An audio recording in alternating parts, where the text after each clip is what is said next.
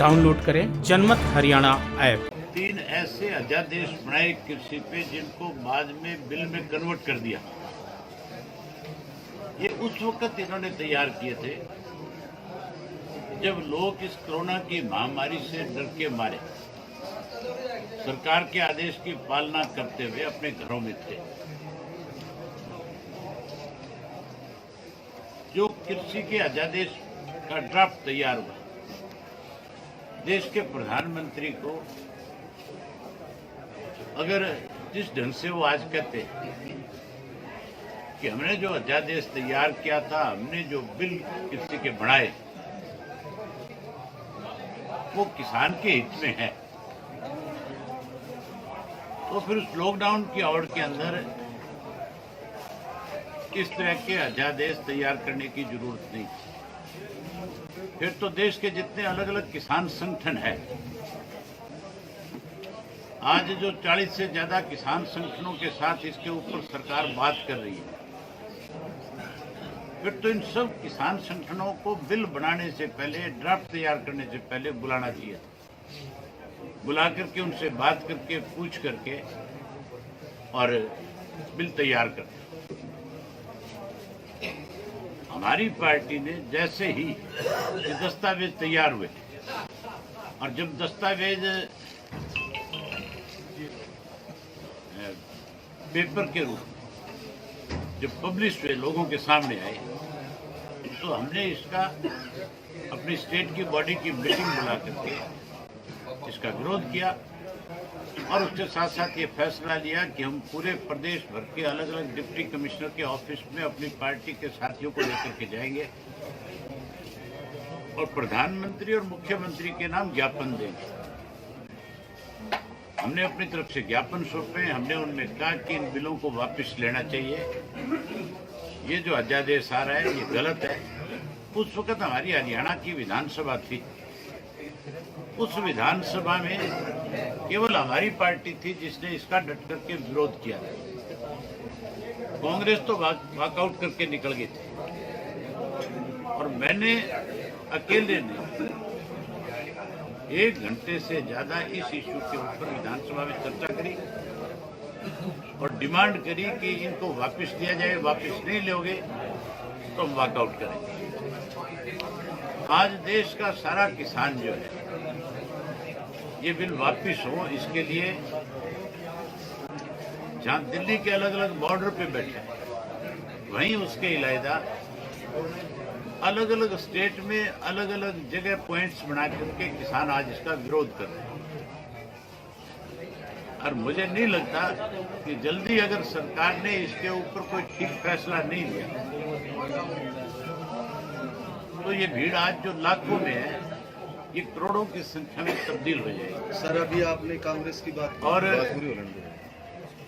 जहाँ ये तब्दील हो जाएगी, वहीं कल को इसके लिए सरकार स्वयं जिम्मेवार है।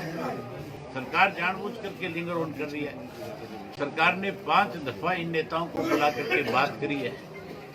5 दफा बात करने की बजाय पहली दफा ही जब इन्होंने अपनी तरफ से ये कह दिया था कि हमें इन 3 बिलों को वापस लेने की पहली शर्त हमारी यही कि इनको वापस, इनको उसी वक्त इस पे विचार करना चाहिए था।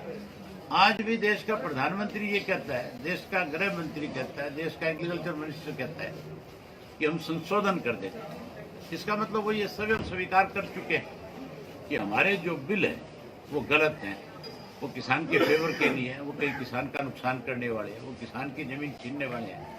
तब संशोधन की बात करते हैं। संशोधन हर उस चीज में किया जाता है जहाँ गलतियां की जाती हैं। तो अगर गलती कर रखी है तो फिर प्रधानमंत्री देश की जनता की जो डिमांड्स है उसको मानना चाहिए। और जो 80% अन्नदाता जो इस देश को अन्न पैदा करके देता है, उस अन्नदाता के साथ बजाय कोई जबरदस्ती उसके ऊपर कोई चीज थोपने की, अपनी गलती को स्वीकार करें, वापिस लें, नए सिरे से किसान संगठनों से बातचीत करें। बातचीत करके कोई कैसे किसान की मदद, हेल्प हो सकती है, स्वामीनाथन की रिपोर्ट को लागू करे, H2 का फार्मूला उसमें शामिल करे, उसके साथ साथ किसान को MSP की गारंटी दे, मंडियों की गारंटी दे, मंडियां जहां सीमित है उन मंडियों को देश में बढ़ाया जाए। जहां ये कहते हैं कि मंडी खत्म नहीं होगी, मैं आपके माध्यम से एक बात पूछना चाहता हूं कि ये तो कहते हैं मंडी खत्म नहीं होगी और मंडी प्राइवेट हाथों में जाएगी नहीं। जो हमारी अनाज मंडियां हैं आज बनी हुई है, उनके अंदर जब हम अपनी फसल लेकर के जाते हैं तो आड़ती को 2% कमीशन मिलता है। अगर 2% कमीशन वाला व्यक्ति हमारा बीच में नहीं होगा तो फिर मंडी कैसे रहेगी? फिर मंडी में खरीदेगा कौन? मेरी मंडी में अगर दुकान है और मुझे आड़त किसान से नहीं मिल रही, मुझे गवर्नमेंट की तरफ से कोई इंसेंटिव नहीं मिल रहा, तो मैं उस दुकान का क्या कहूँगा? तो सिर्फ हर हालत में सरकार को किसान की बात को स्वीकार करना पड़ेगा। एमएसपी भी देंगे, ये 100 प्याज भी खाएंगे, 100 पत्ते भी खाएंगे, बाद में मानेंगे। विपक्ष का ये भी वीरेंद्र सिंह और हनुमान बेनीवाल को लेकर के सर किसान आंदोलन की आड़ में राजनीतिक रोटियां सेकी जा रही, विपक्ष ये भी कह रहे हैं। सरकार वाले कह रहे, विपक्ष तो नहीं कह रहे। नहीं, ये बात कह रहे हैं कि भी राजनीतिक इसमें रोटियां कौन से सेक रहे विपक्ष ने हैं कही? किसान आंदोलन को लेकर। आपको विपक्ष का पक्ष का ही पता नहीं है। सर वीरेंद्र सिंह, चौधरी वीरेंद्र सिंह पूर्व मंत्री हैं, वो लगातार कह रहे हैं कि मैं किसानों के पक्ष में हूं। यहाँ तक कहा कि अगर किसान चाहे तो उनका नेतृत्व करने के लिए भी तैयार हूं। धरना भी उन्होंने दिया। खड़े हो जाओ। इस आंदोलन तो शुरू है, करीब 3 महीने हो गए। अरे क्या दिक्कत है यार तेरे को? ये 2 महीने तक लगातार पंजाब में चला, 1 महीने से ज्यादा का समय यहाँ हो गया। चौधरी वीरेंद्र सिंह कहाँ सोए हुए थे? किसने रोक रखा था उनको? मैं तो कहता हूँ अगर चौधरी वीरेंद्र सिंह किसान के हितैषी हैं तो बजाय प्रेस कॉन्फ्रेंस करने के धरनों में आके बैठना चाहिए। सर, आप बार बार किसान आंदोलन को बहुत ज्यादा व्यापक पैमाने पर समर्थन दे रहे हैं। आप किसान आंदोलन को बहुत ही बड़े पैमाने पर समर्थन दे रहे हैं। कुछ दिन पहले आप टिकरी बॉर्डर पे भी गए थे, आज आप सिंघू बॉर्डर पे भी आए हैं। किसानों का ये कहना है कि हमारा आंदोलन राजनीतिक आंदोलन नहीं है। अगर कोई राजनीतिक पार्टी का व्यक्ति यहाँ पर आता है तो वो अपने पद का त्याग करके एक सामान्य व्यक्ति, सामान्य किसान बनकर आए। तो किसानों की इस बात से आप सहमत हैं? मैं 100% सहमत हूँ। मैं किसान के घर में पैदा हुआ, मैं तो आज भी अपनी फसल की बिजाई और कटाई अपने हाथ से करता हूँ। आपने देखा नहीं होगा, लॉकडाउन के दौरान मैंने अपने खेत की जो फसल थी, जो गेहूँ थी, वो खुद 75 एकड़ की गेहूँ कंबाइन पे चढ़ करके निकालने का काम किया था। मैंने पहले दिन ये बात कही थी कि मैं किसी राजनीतिक दल का सदस्य होने के नाते आज आपके बीच में नहीं आया। मैंने चौधरी देवीलाल के घर में जन्म लिया है। चौधरी देवीलाल ने सदा किसान के लिए लड़ाई लड़ी है। मैं चौधरी देवीलाल का पोता बन के, किसान का बेटा बन करके तुम्हारे बीच में आया। अगर मुझे ये किसान लीडरशिप है, कल को ये कहे कि देश का कोई भी राजनीतिक व्यक्ति जो किसानों से संबंध रखने वाला है, जो किसान की बात को महत्व देता हो, जो ये मानता हो कि मैं किसान के घर में पैदा हूँ, वो रिजाइन करके अपने पद से हमारे बीच में आए। पहला शख्स अभय सिंह चौटाला होगा जो अपने पद से त्याग पत्र लेकर के आए। मुझे पद प्यारे नहीं है, मुझे किसान प्यारा है। मैंने बहुत बार मैं उस घर में पैदा हूँ जिसने प्रधानमंत्री के पद को भी ठुकराया, मुख्यमंत्री के पद को भी ठुकराया। जो अगर किसी लालच के साथ राजनीति करता तो इस देश का प्रधानमंत्री कभी हो जाता। यानी आने वाले दिनों में अभय सिंह चौटाला, इनेलो के शीर्ष नेता, हमें किसान आंदोलन में बतौर किसान एक आम आदमी के रूप में देखने को मिल सकते हैं। आज भी बतौर किसान ही आया हूँ, आज भी एमएलए के नाते नहीं है, आज भी किसी पार्टी का पदाधिकारी होने के नाते नहीं है। आज के दिन भी किसान का बेटा बन चुके हैं। सर, पिछले दिनों किसानों के खाते में प्रधानमंत्री जी ने 2-2 हज़ार रुपये ट्रांसफर किए थे। उसी के ऊपर आपकी एक प्रतिक्रिया आई थी कि जितना पैसा प्रधानमंत्री जी ने दिया है हम वापस कर देंगे, बल्कि आपने कहा था कि व्यक्तिगत तौर पे मैं कर दूंगा। क्या था मामला? वो छोटा सा एक मैं अपनी बात पे आज भी कायम हूँ। मुझे आप जैसे पत्रकार साथी ने ये कहा था कि 1600 करोड़ रुपए की जानकारी में नहीं होगा, 16,000 था। उन्होंने मुझे कहा था कि 1600 करोड़ रुपया प्रधानमंत्री ने किसान के खाते में डाला है और वो किसान को एक तरह से मदद कर रहे हैं। मैंने कहा भी 3200 करोड़ रुपया ले लेंगे और तीनों कृषि कानून जो है इनको रद्द कर दे, वापस ले लें। किसान इकट्ठा करके देगा।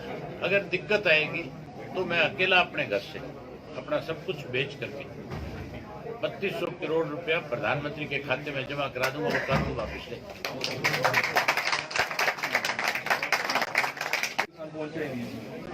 मनोहर लाल खट्टर तो खुद किसान नहीं है।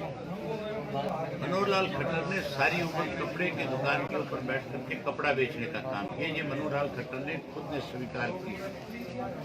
मनोहर लाल खट्टर अगर किसान के घर में पैदा हुआ होता तो आज इस तरह की बात कहने की बजाय आज किसान की पैरवी करता, और जहां हरियाणा सबसे बड़ा किसान का हक है उसके साथ खड़ा होकर के उससे न्याय करवा।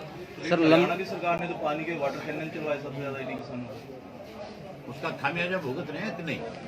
आज कहीं उनका एक मिनिस्टर, एक एमएलए मुख्यमंत्री स्वयं और मुख्यमंत्री का कुछ सहयोगी अपना कार्यक्रम तय करके किसी गांव में या किसी शहर और कस्बे में इंटर नहीं कर सकता।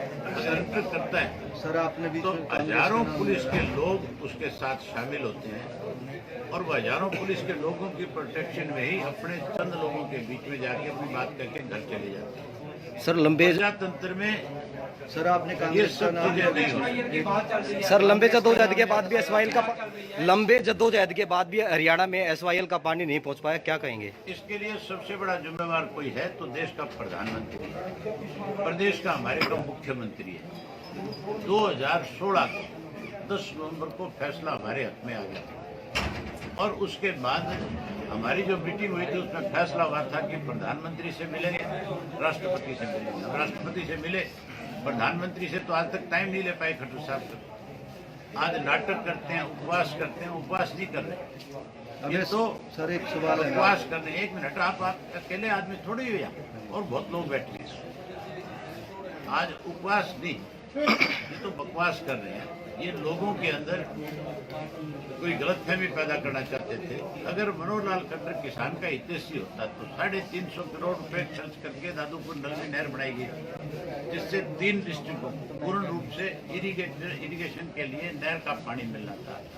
जो हमारा कुरुक्षेत्र है, अम्बाड़ा है, यमुनानगर है, इस नहर को उसने बंद कर दिया। उस नहर का मुआवजा किसान को देने की बजाय, किसान को पानी देने की बजाय कैसे किसान भूखा और प्यासा मरे, इसके लिए इस खट्टर ने तो उस नहर को भी बंद कर दिया था। आज एसवाईएल की बात करता है खट्टर, जो है केवल कैसे किसान कमजोर हो इसके लिए पिछले 6 साल से योजनाएं बना रहे हैं। हरियाणा के डिप्टी सीएम दुष्यंत चौटाला ने पेशकश की है कि किसानों और सरकार के बीच में जो गतिरोध है वो मध्यस्थ बनना चाहते हैं। लोगों के बीच में जाए ना, अखबार में स्टेटमेंट क्यों दे? लोगों में जाओ, लोगों से पूछो, लोगों के मध्यस्थता करो। किसान नेताओं ने तो उनकी बात को ठुकरा दिया, उन्होंने तो साफ कह दिया।